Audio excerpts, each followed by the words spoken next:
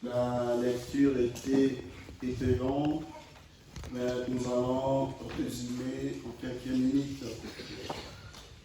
Juste une introduction, certains peuvent se poser des questions. Ah, nous lisons aussi mon appel lors de la prédication. Je vous renvoie au règlement intérieur de l'Église, à l'article 30, qui dit « L'enseignement de l'Ebenhem sera tiré dans la Bible hébraïque et tout ce qui concerne les prophètes isolés. » Donc, voilà. Au nom de l'Éternel notre Dieu,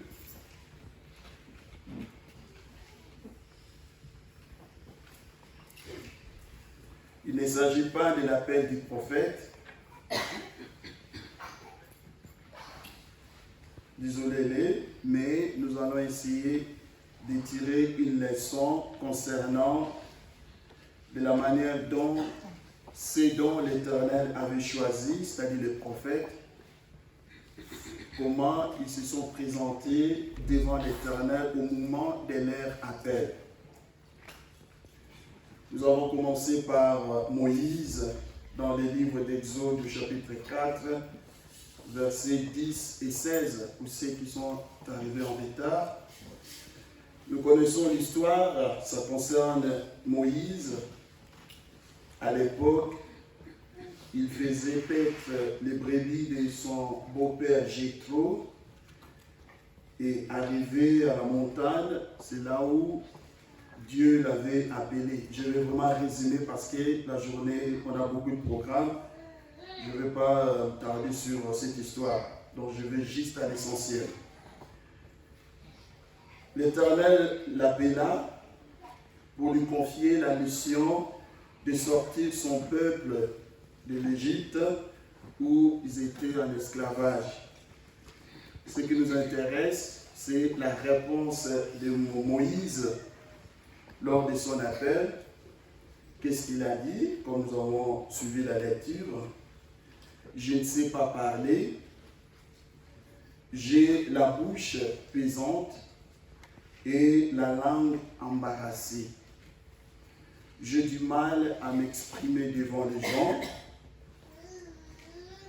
Je ne saurais pas accomplir cette mission que vous me confiez, que tu me confies.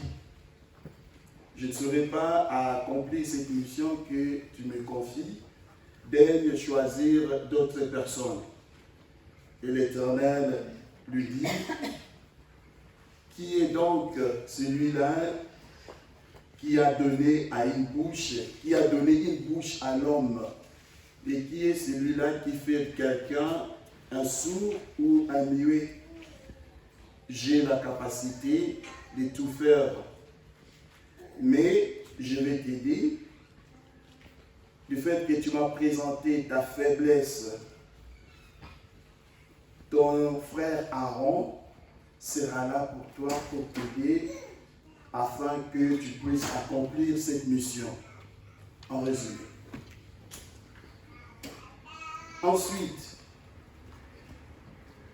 toujours un autre prophète, Jérémie, cette fois-ci, l'Éternel l'appelle, lui dit même que depuis le ventre de ta mère, je t'avais consacré prophète des nations. Je te connaissais, j'avais déjà fait de toi le prophète des nations depuis que tu étais dans le ventre de ta mère. Et malgré cette parole, le prophète Jérémie, à son tour, il répond à l'Éternel, je ne sais point parler, au verset 6. Et je l'ai crié, et quoi l'Éternel Dieu, je ne sais point parler, car je suis un enfant. Mais tous ces, et l'Éternel me répondit, ne dis pas je suis un enfant, mais tous ces où je t'enverrai, tu iras les trouver, et tout ce que je te donnerai, tu les diras. Ne les crains point, car je serai avec toi pour te protéger. Ne dis pas je suis un enfant, mais tous ceux où je t'enverrai, tu iras les trouver, et tout ce que je t'ordonnerai, tu les diras. Ne crains point, car je serai avec toi. Et le prophète Zolélé, dans mon appel, pareil, après que l'Éternel, lors des apparitions, lui a tout montré comment il devait mener sa mission, et à la fin, à son tour, il avait présenté à l'Éternel sa faiblesse. Il a dit, pareil, je suis un enfant, il y a encore des gens mûrs, il y a des gens, des personnes avancées en âge, peut-être eux, ils pourront bien faire ce travail. Et mais l'Éternel lui avait dit, si tu refuses, je te tuerai. Et les prophètes avaient accepté. Et par là, il a fait la prière que nous avons lue dans mon appel, dans les pages 28 et 29. Au nom de l'Éternel Dieu, nous sommes face à... Donc, nous avons là l'histoire des personnes élues, choisies par lui-même l'Éternel Dieu.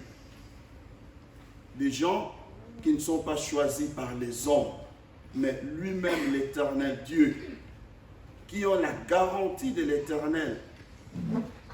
Imaginez, mes frères et sœurs, que vous ayez une vision, que l'Éternel vous confie une mission. Mais quelle garantie, quelle assurance! Et que Yahweh abiyanga yo apesa yo mosala. Okundima yango na kundima yango na lombango nyonso nazana assurance po ete nazali kobiangama na mutu soki mokete nazobiangama na mutu te. Batata oyo totangi na bahistoire babiangamaki na yeme Yahweh. Babiangamaki na yeme Yahweh Nzambe. Olie akondima directement bakei, non, batalisaki na Yahweh ba limite na bango. Batalisaki na Yahweh ba faiblesse na bango. Batalisaki na Yahweh kibomutu na bango ndenge bajali. Commença par Moïse, je ne sais pas parler. J'ai une langue embarrassée, j'ai une bouche pesante. J'ai du mal à m'exprimer devant les gens.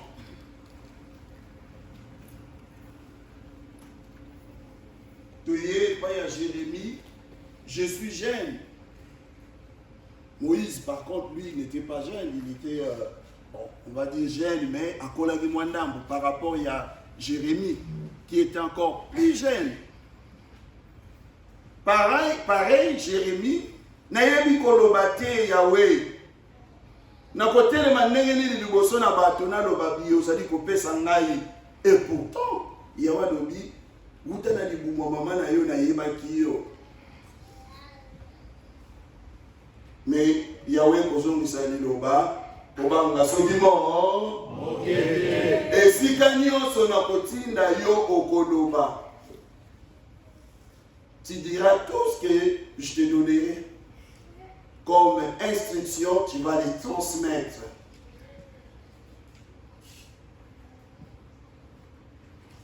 Toye pe mosa ko isoler les exemples monene katina biso azali ko moi. Yahweh abianga kié. Ça c'est l'histoire passée en 1955. L'appel du prophète. Il est peu le col à Nazali le mot élengué à l'âge de 25 ans. Je ne sais pas parler, il y a des gens, Oyo Bazali Bato, Bazali Yakokola, il y a un pesa bango mosala Oyo, pour être basala, naïté. maintenant okosala yango soki oboyi na koboma yo na kombo na nkolo yawe nakozala mokusi parce que toza na acte d'alliance après mais na mokusi nyonso nalingi tocomprendre liloba nini tokozwa awa bato babiangani na Yahweh bato babiangani na Yahweh, les personnes élues par l'Éternel, choisies par lui-même l'Éternel Dieu. Mais yango bami kotisa na mosala na Yahweh babangi batalisi Yahweh te tokoki te toza na ba manquement toza na ba faiblesse ya bomutu ndenge yo kelela biso toza na ba faiblesse na manquement na biso de grâce pesa ngwata na bato mosusu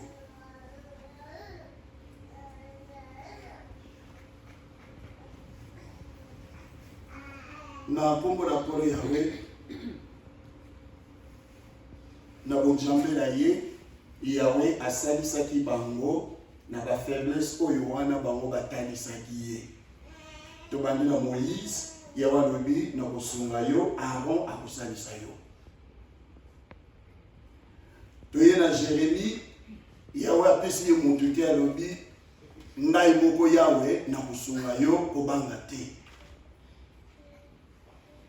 toye na mosakoli isolé de pareil totangi na mon appel Yahweh alobi kobanga te ngai moko Yahweh na kosalisa yo na kombo kolo Yahweh soki bato babiangami na Yahweh putu bazo kobanga bazali kotalisa na Yahweh faiblesse bon toke mamona mama na teya ngai na yo tango tobiangamaki je tobiangama na mosakoli te na Yahweh te tobiangami na nzela ya mosakoli ngai na bino tofandi awa tozwaki vision moko te tozwaki apparition moko te tobiangami na nzela ya mosakoli ye oyo Yahweh abiangaki atalisaki faiblesse na ye liboso na Yahweh pe Yahweh apesaki ye assurance ya biso bon bena ngai na yo na mosala oyo Yahweh tozali kosala. Est-ce qu'il vous est déjà arrivé ya kosala examen na yo moko o détecter quelles sont tes faiblesses dans mosala oyo? Est-ce qu'il vous est déjà arrivé au mitou na mosala na Yahweh oyo salaka ba manquement na yo ba faiblesse na yo ezalaka wapi? Ba oyo babiangamaki na Yahweh exemple basakoli misato tosili kotanga na tango ya kobiangama na bango baleli epa na Yahweh toza na kokoka te tana kibolenge tala makambo mokili oyo nayebi koloba te monoko ezali kilo j'ai une bouche pesante mais comment je vais faire pour m'exprimer devant les gens?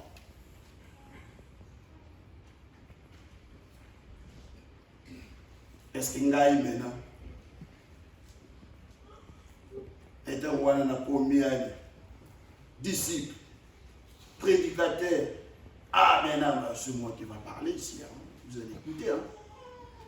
Ah nam nazali bokambia ngai mutu nazo kotambu sawa ngai mutu na pesa bili global ngai mutu na kosala boy. Est-ce qu'il nous est déjà arrivé il y a besoin un peu moins recul? Il y a besoin moi sima au méthode ah na mosala na Yahweh na lingi kosala. Quelles sont ma faiblesses dans ngai pour que Yahweh asunga ngai na ba faiblesse wana pour que mosala oyo na lingi kosala ekene liboso. Est-ce que na bituna kamotuna wana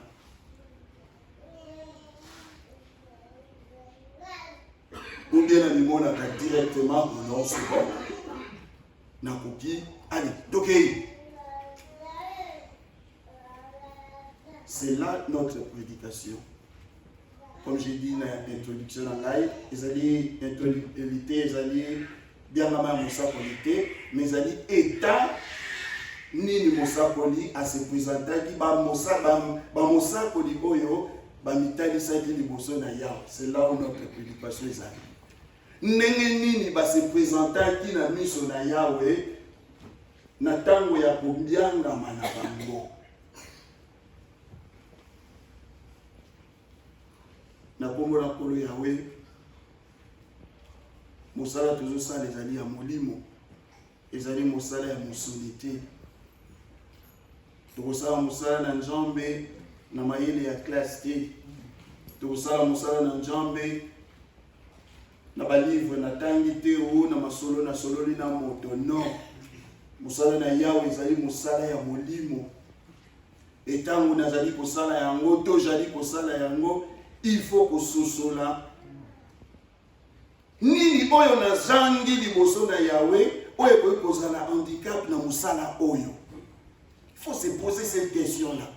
Nini ezangi kati na ngai oyo ekozala blocage na mosala na Yahweh. Il faut on me poser question wana. Et tango bituni question wana malamu et c'est par là Yahweh akopesa yo lisungi. Na oyo yo zangi pona mosala na ye Yahweh akopesa yo lisungi et puis mosala ekende liboso.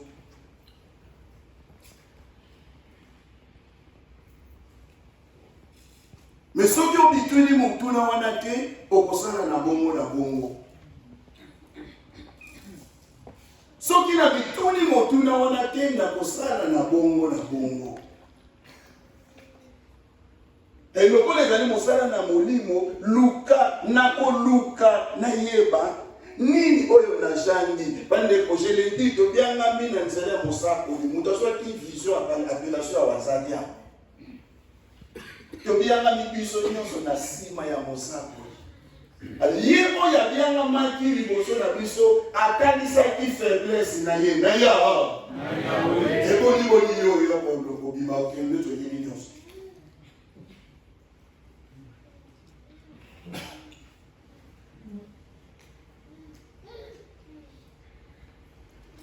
Je suis chef de section Mélin, je n'ai pas le monopole de connaissance dans la section Mélin. Nous avons un monopole de connaissance dans la section Mélin.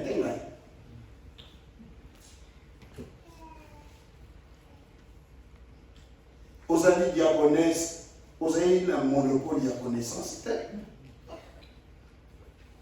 Que parce qu'il y a des gens qui connaissent tant que lobby, ça va aller moi. Non.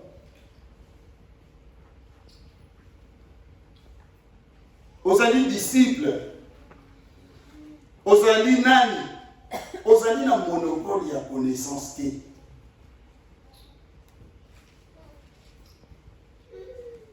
Mais toko luka, kotali sana Yahweh faiblesse na biso, likolo na yango Yahweh asunga biso.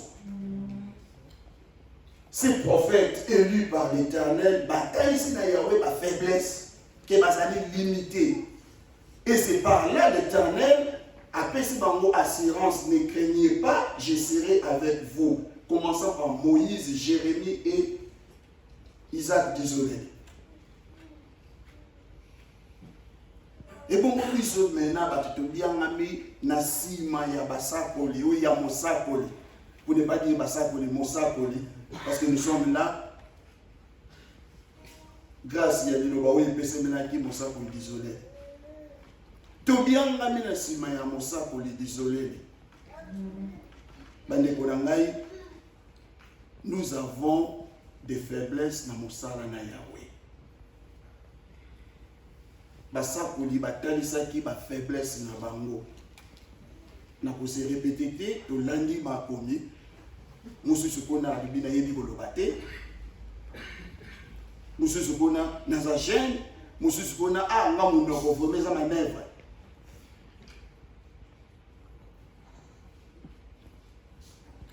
mingai soli na sali examen de conscience nga peut-être déjà kolobate to ozali ka mususu yo peso ko sali examen de conscience na mosala oyo ya molimo oza na oyo ezali kozanga yo pona mosala na Yahweh. Esi eloko wana tango sosoli yango osengeli yango mapamboli, osengeli yango obondeli na tina na yango, et c'est comme ça Yahweh akosunga yo, Yahweh akosunga ngai, Yahweh akosunga biso po ete mosala na ye ekende liboso.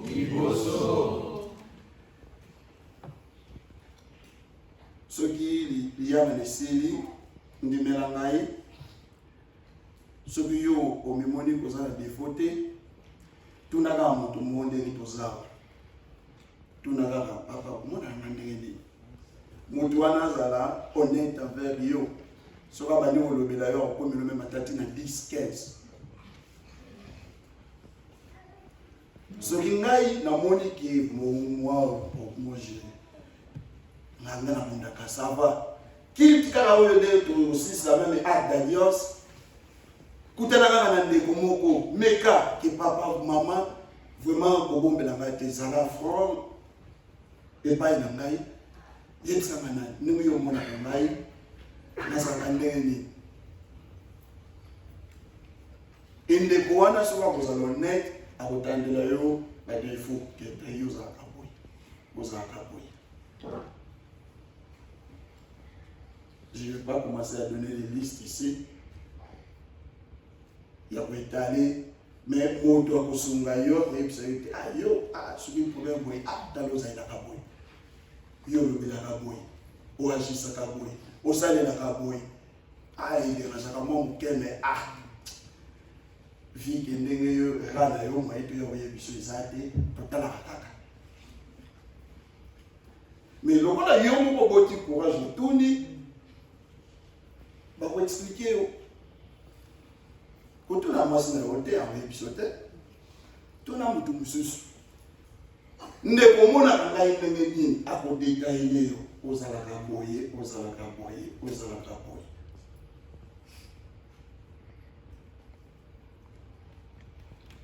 Basa koni na Yahweh batali si liboso na Yahweh ba faiblesse.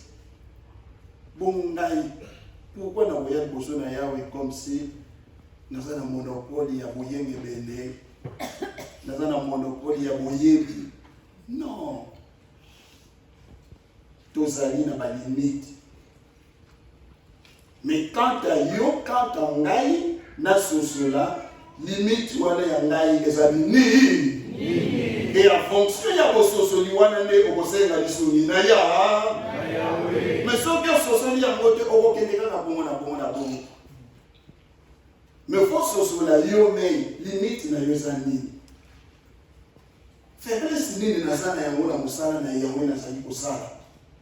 Bandeko oyo batata oyo babengamaki na mosala ya molimo ya mosuni te, bamutani ngambo balobi nayebi koloba te, naza jeune, ngai te, bakolo bazali bapangi Yahweh asungi.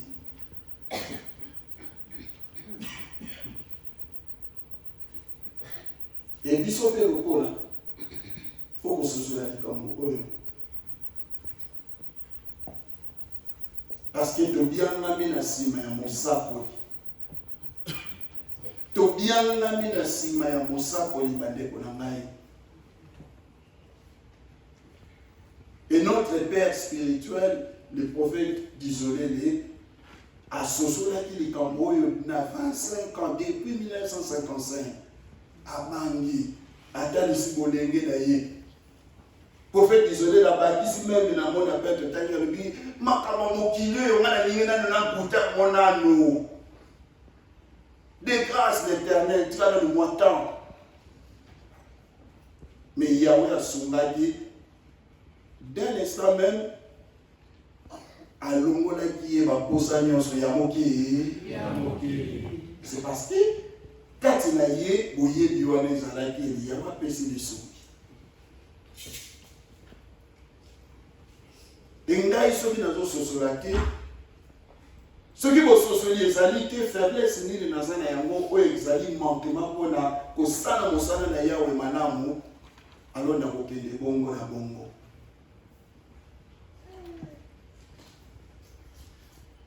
na kokende bongo na bongo.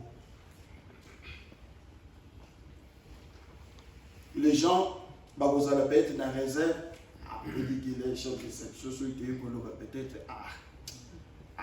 tout est là. Peut-être que monsieur, ça vous en a courage, il a retrouvé les rêves dans Sandy, mais vous avez peut-être, la majorité, ils vont seulement observer. Et moi, ceux qui peuvent voir Yahweh Saïlingate, qu'est-ce que je vais dire? Alors, ce n'est qu'une minorité. Minorité, quand on peut constater, donc la majorité trouve que tout va bien. Mais ceux qui voient les amis, on peut pas malgré la minorité, ils ont eu le courage, comme on dit, tout le bagage en français, de dire tout haut, tout bas. Yahweh façon peut-être pour comprendre que peut-être mon premier ils ont eu le courage de parler tout haut, c'est que tout le monde pense tout bas. Ceux qui se éloignent des actes, ce n'est qu'une minorité, tout le monde trouve que tout va bien.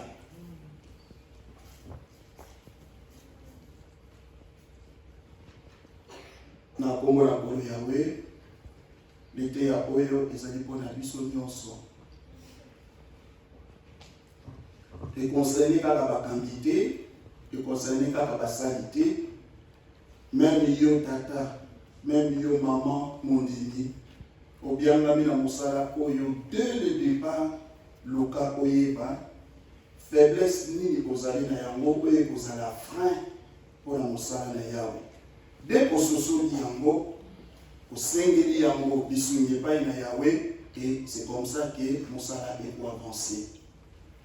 Oui, tozali bato, amendement ekozanga te, des défauts ekozanga te, mais ekozala te oyo eko entraver, oyo eko bloquer musala na Yahweh. Mais imaginez un prophète qui ne sait pas parler, qu'est-ce qu'il va transmettre? Toujours la même. Mon sac dit oyo yana na dimandi ya kotoba, mais à retransmettre oyo tozwana Yahweh ndenge nini? Donc faut Yahweh parce que ça donc frère mon est pour le musala zana yango. Moïse qui ne savait pas parler, qui avait du mal à s'exprimer. Mais il n'y avait pas le bité bon yo, ça va, na kikio, na question pour monsieur. Non, kaka yo. Mais le robaxi là yo avant. Yo ko pas na ngai, peut c'est pas avant commission na bato.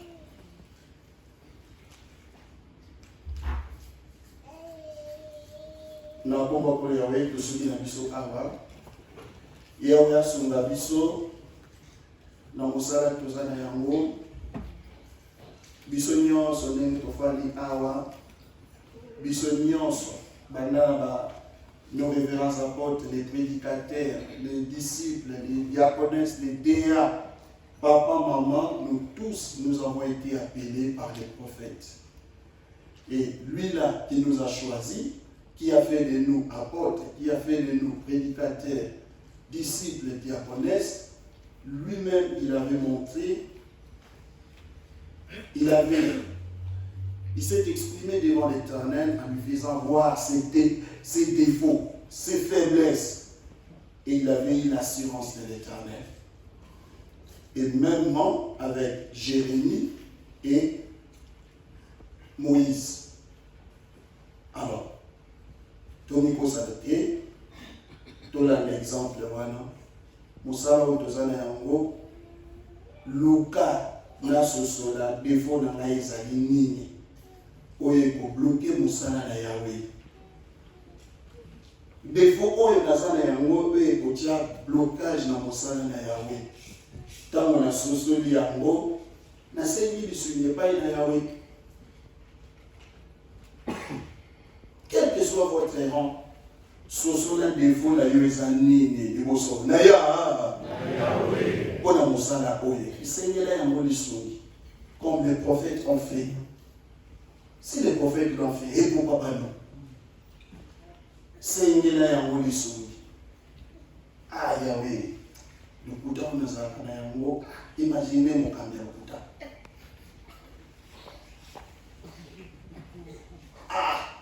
agissement nazaraka na yango. Imaginez.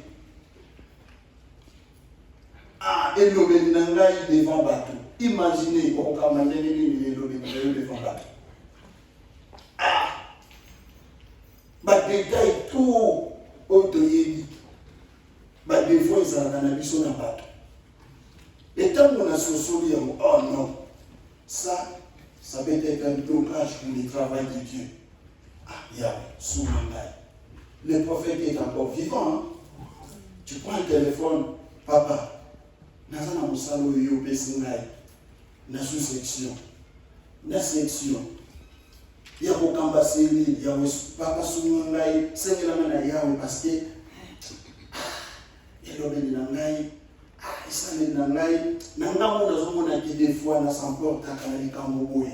Des fois, il m'arrive que on dit mais tu as la calabone, na sengela lokuta ko na raison. Ah, des fois au lobby Mosako na Yahweh azali bomoi. Akosenge na yo na Yahweh. Le peuple de Dieu ne va pas vous juger. Lui-même, il s'est présenté devant l'Éternel. Dans mon appel dans 28, 29, il y a mon bataille, ça qui faiblesse de Yahweh. Et akosenga na tina na ngai, akosenga na tina na yo. Je répète encore, qu'il te sauve ici, loka moto moko tuna ye, défaut na ngai za akadini, omona kanga ndenge ndenge. Tout ça l'exercice. Yahweh moté na solo asunga biso ete biso banso ezali mosala ya molimo ezali mosikité ezali association moko te soki nini mais ezali mosala ya molimo toluka biso banso yo moko ngai moko naluka d'abord défaut nini naza na yango ndenge Moïse asalaki, ndenge Jérémie asalaki, ndenge mosako bizolele atalisaki na Yahweh. Sosonga nini ezosanga ngai mpona mosala oyo. Wana sosoli yango kosuka wana te, me nasenga lisungi, tosenga lisungi na Yahweh. Et Yahweh akosunga biso. Voilà l'idée na biso. Yahweh asunga biso banso na kombo ya Yesu. Amen. Yakankolo Yahweh na kombo na yo.